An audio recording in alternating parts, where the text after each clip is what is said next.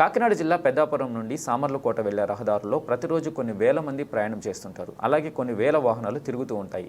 అయితే 2019 ఎన్నికల ముందు తెలుగుదేశం ప్రభుత్వం ఆధ్వర్యంలో చక్కటి రోడ్లను సెంట్రల్ లైటింగ్తో పట్టణ ప్రజలకు ఉపయోగపడేలా చక్కగా వీధి దీపాలలో అమర్చారు.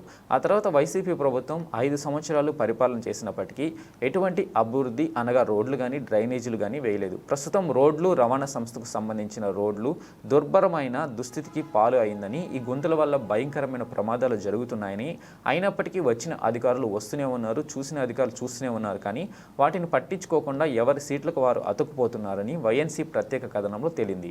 ఆయా రోడ్లపై ప్రత్యేక దృష్టి సారించి రోడ్లలో శాశ్వతంగా మరమ్మతులు చేయకపోతే ప్రతిరోజు సంబంధిత మంత్రులకు అధికారులకు చేరేంత వరకు ప్రత్యేక కథనం వస్తూనే ఉంటుంది.